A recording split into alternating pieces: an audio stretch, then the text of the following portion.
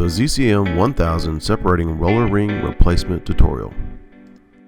Turn off the power to the dispenser and unplug from the wall outlet.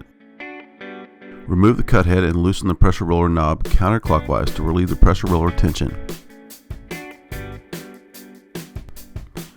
Locate the two screws securing the separating roller. Use a Phillips screwdriver to remove the two screws. Gently pull out the separating roller out of the dispenser. You can swap out the entire assembly with a new one or rebuild with new silicone roller rings.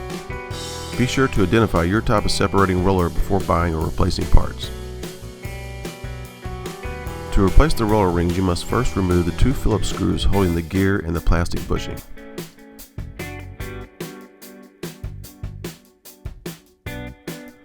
Pull out the gear and the plastic bushing.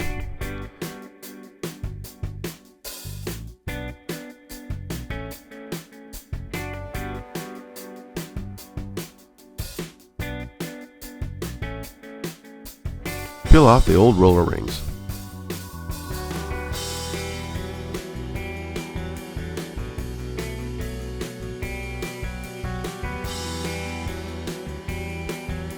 Prepare 10 new roller rings and reinstall.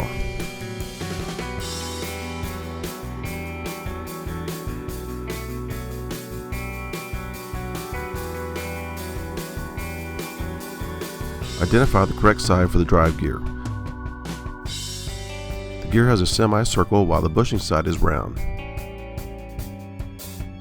Install the gear and bushing to the roller mount. Insert the separating roller with the gear on the right side and secure the two screws.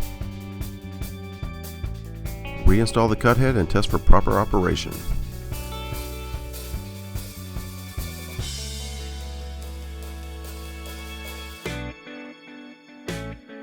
This concludes the zCM1000 separating roller ring replacement.